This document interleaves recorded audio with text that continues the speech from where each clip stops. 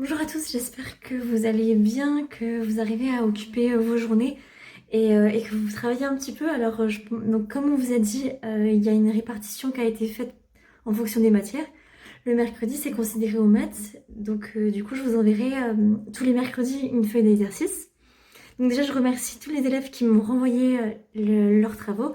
Et là, en fait, on va faire une correction à l'aide d'une vidéo, comme ça, ce sera un peu plus clair. Et bien sûr, vous avez quand même une correction sur feuille, mais la vidéo, peut-être, ça vous permettra de mieux comprendre. Alors, pour le premier exercice, je vous demandais de faire du calcul mental. Donc, calcul mental, c'est sans calculatrice. Alors, 3 fois 9, il faut connaître ces tables, donc ça fait 27. À force de le faire, vous allez voir que ça va rentrer. 4 fois 5, ça fait 20. Ensuite, je vais vous demander 4 fois moins 5. Alors là, attention, on sait que 4 fois 5, ça fait 20. Mais comme on a un signe moins ici, ça nous fait moins 20. Ensuite, on nous demandait 32 moins 5. Donc 32 moins 5, c'est une soustraction. Donc ça fait 27. Et vous vérifiez que 27 plus 5, vous retombez bien sur 32. 68 plus 12. Donc vous effectuez d'abord la somme des unités, donc le 8 et le 2. Donc 8 plus 2, ça fait 10. Et enfin, on fait les dizaines. 6 plus 1. 6 plus 1, ça fait 7. Mais on avait la retenue pour le 8 plus 10. Donc ça fait 80. Après, je vais vous demander 50 divisé par 2. Donc un petit rappel, le nombre en haut est appelé le numérateur. Le nombre en bas est appelé le dénominateur. On sait que le trait de fraction, ça se considère comme un divisé. Donc en fait, on cherche la moitié de 50. Donc la moitié de 50, c'est 25. Après, je vais vous demander 3 divisé par 100. Alors là, un petit rappel, on divise par une puissance de 10. Donc on va décaler la virgule vers la gauche. Donc à la base, on avait le 3. D'accord? Je prends la virgule, elle est là, d'accord? Donc vous la prenez, vous la décalez de 2 rangs vers la gauche. On décale de 2 rangs vers la gauche parce qu'on a 2 zéros. Et donc vous obtenez avec 0,03. Après, donc 3%. Donc 3%, vous vous rappelez, je vous dis d'abord, on va le transformer en nombre fractionnaire. Donc 3%, on va dire que c'est 3 divisé par 100. Les deux ronds ici, ça correspond à 0 ici, d'accord? Donc vous retrouvez vos zéros ici. Et là, on sait que 3 sur 100, c'est égal à 0,03. Après, donc, je vais vous demander 2,34 fois 1000. Alors là, on va multiplier par une puissance de 10. Alors comme on a multiplié, ici on va décaler la virgule vers la droite. Donc vous prenez votre virgule et vous comptez 3 rangs. Donc 3, là juste derrière le 4, il faudra rajouter un 0. Donc on va obtenir 2340. Ok, j'étais là, 1, 2, 3. J'ai bien décalé de 3 rangs. Et enfin, 52 fois 100. Là encore, on va décaler de 2 rangs vers la droite. Donc ici, vous allez faire comme si vous aviez donc 52,0, vous rajoutez 2 zéros et ça nous fait du 5200. Voilà pour le calcul mental. Ensuite, donc vous vous rappelez, nous étions en maths, on avait commencé à voir comment représenter graphiquement une situation de proportionnalité. Alors je vous ai fait un rappel en vous disant que la courbe potentielle d'une situation de proportionnalité, c'est une droite. D'accord? Une droite, c'est un ensemble de points, qui sont donc des points qui sont alignés, et qui passent par l'origine du repère. Donc l'origine du repère, c'est le 0 de votre repère. Je vais vous donner ensuite 2 exemples, et je vais vous demander si justement il s'agissait ou pas d'une situation de proportionnalité. Donc le premier graphe, regardez ici, on a bien une droite, d'accord? C'est droit, et on voit bien que ça passe par l'origine du repère. Ok, j'ai le 0 qui est ici. Alors, pour justifier, donc exercice 2, vous me dites que la première c'est oui, on a bien une droite,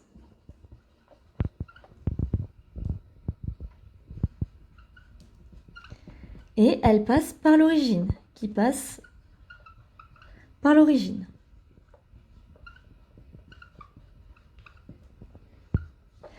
Le petit 2, donc le petit 2, on a le graphe ici.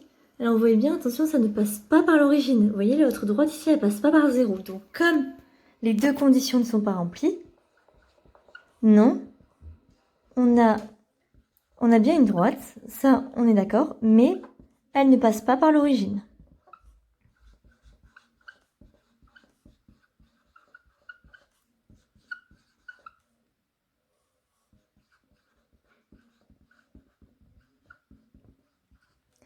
Voilà. Alors j'espère que c'est clair. On va maintenant passer à l'exercice 3.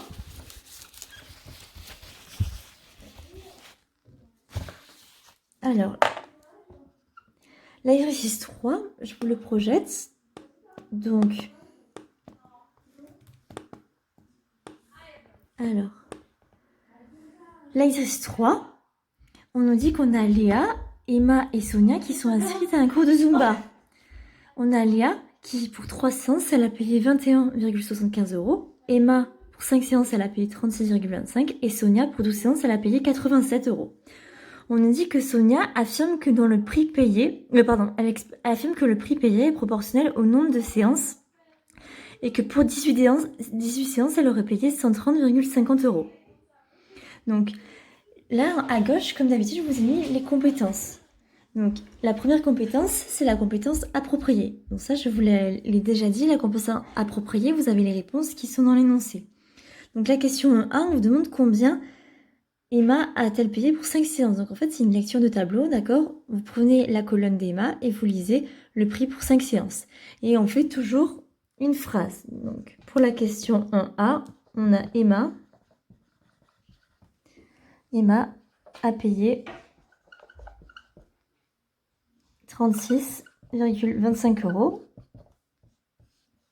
pour 5 séances. D'accord? La question numéro 2. On vous demande combien Sonia aurait-elle payé pour 18 séances. Donc là, on voit qu'on n'a pas 18 dans le tableau, mais cependant, dans la phrase suivante, on vous dit que pour 18 séances, elle aurait payé 130,50 €. Donc vous répondez 1B, elle aurait payé. Donc Sonia aurait payé 130,50 € pour 18 séances.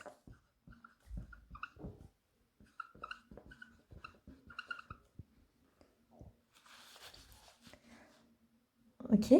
Ensuite, on vous donnait le tableau. Donc le tableau, on vous demandait de le remplir par rapport aux données que vous aviez dans l'énoncé. Donc tout simplement, les nombres que vous avez là, vous allez les répertorier ici. Donc là, vous mettez 21,75, ici 36,25 et ici 87. Alors, on en est à la question 2. Donc on a le nombre de séances et on a le prix. Donc le prix, il est exprimé en euros.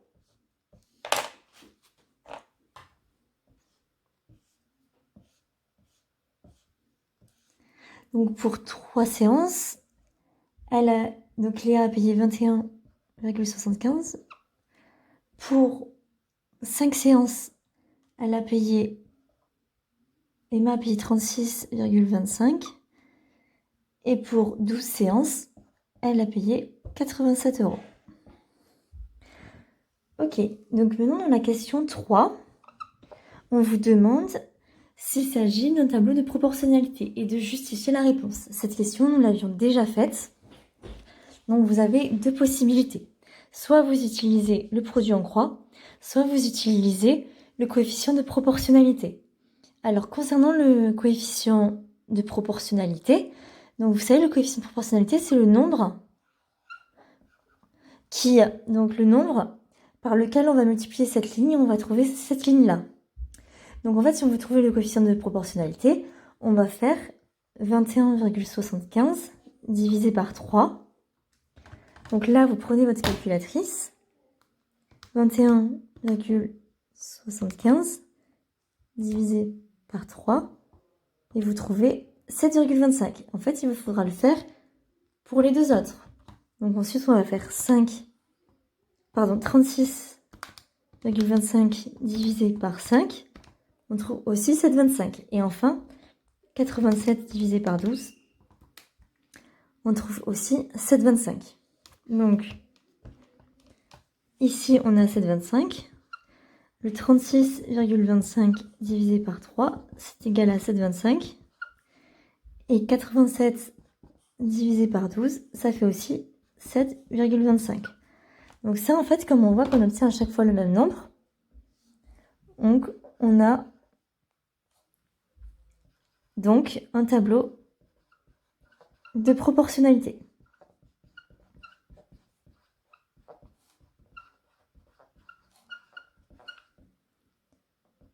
Voilà. La deuxième méthode, donc là c'était avec le coefficient de proportionnalité. La deuxième méthode, c'est avec le produit en croix. Vous vous rappelez que en fait, le produit en croix nous dit que si on fait 5 fois 21,75 divisé par 3, on devrait trouver le 36,25. Donc en fait, c'est ce qu'on veut vérifier. Donc on fait 36,25. Pardon, on fait 5 fois 21,75 divisé par 3. On trouve bien le 36,25. On trouve bien ce nombre-là. Et on fait pareil pour les deux dernières colonnes. Si on fait 12 fois 36,25 divisé par 5, on obtient bien le 87 qui est là. Donc du coup, on a bien un tableau de proportionnalité. J'espère que c'est clair. Alors, ensuite, on vous demandait d'indiquer la valeur du coefficient de proportionnalité pour passer de la première ligne à la deuxième ligne. Donc, on en a à la question 4. Donc, le coefficient de proportionnalité, c'est le nombre qu'on a trouvé ici. Donc, en fait, c'est 7,25. Donc, vous dites le coefficient de proportionnalité est 7,25. Voilà. Donc la question d'après, on vous dit qu'une situation de proportionnalité est aussi appelée une situation linéaire. Et on nous demande ici si on peut dire que l'évolution du prix en fonction du nombre de séances est une situation linéaire. Donc justement, on a bien vu d'après le tableau de proportionnalité, comme on a un tableau de proportionnalité, on a une situation qui est linéaire, d'accord? Donc 5A, d'après le tableau de proportionnalité,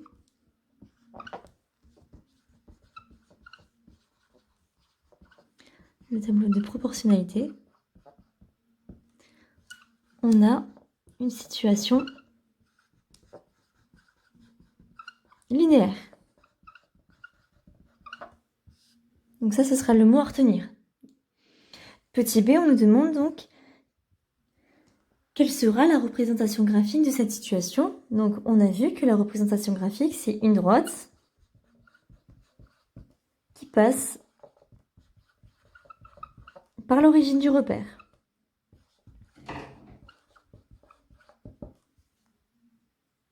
Ok.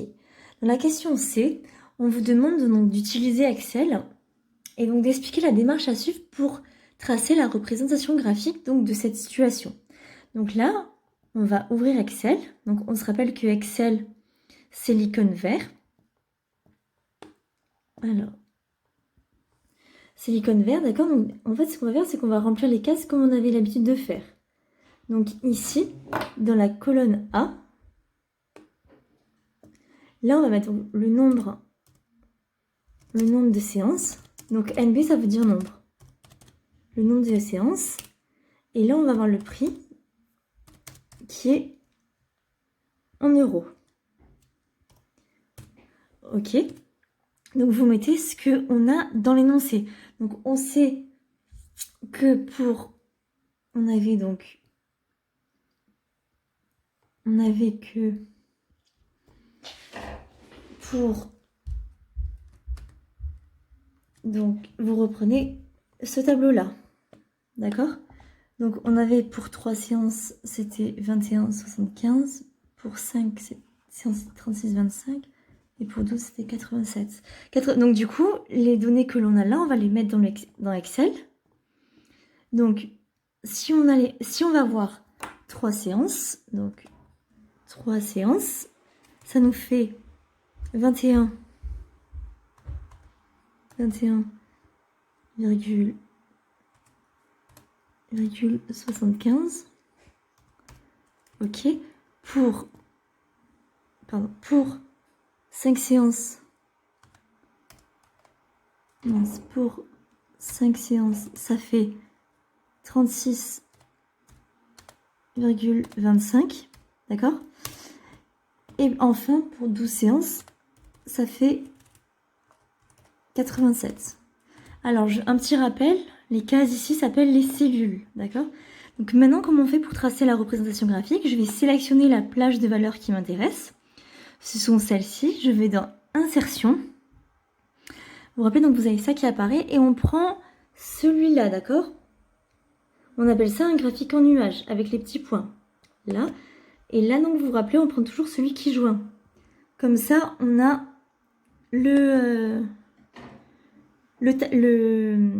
on a le trait, on a la droite, d'accord?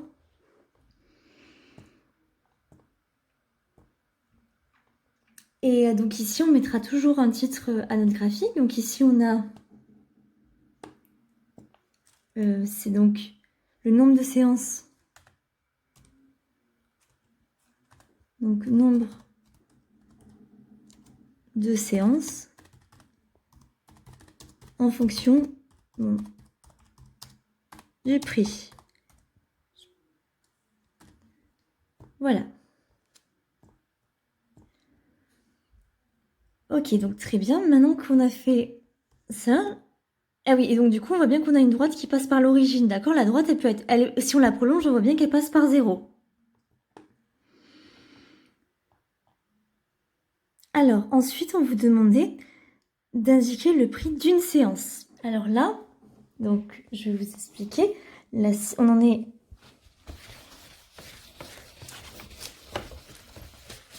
à la 6A. Vous saviez, on avait le tableau, d'accord? Avec le nombre de séances. Le nombre de séances et le prix. Donc, on avait...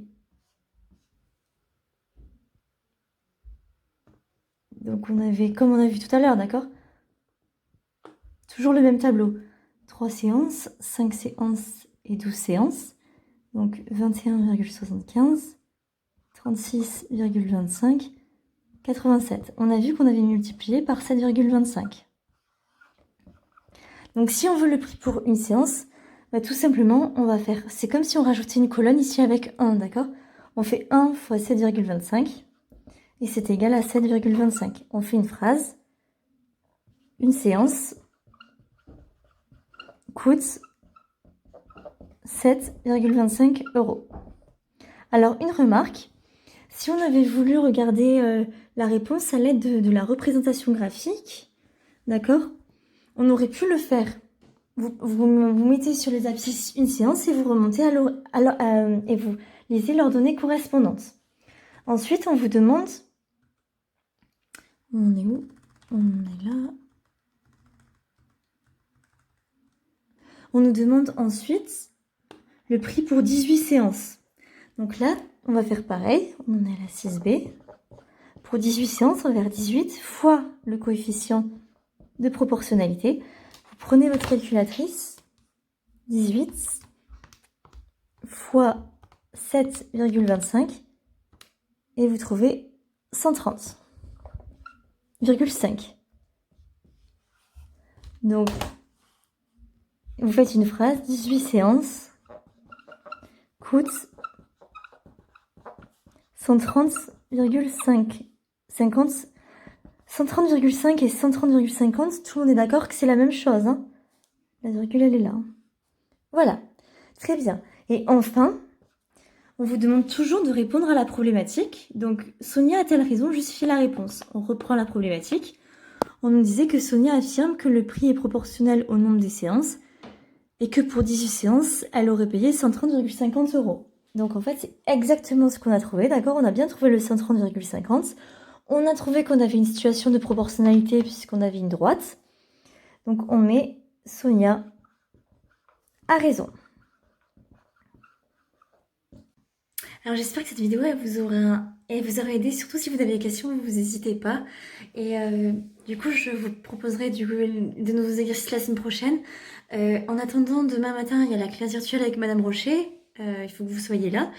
Et je vous souhaite une bonne semaine, continuez à bien travailler et surtout prenez soin de vous.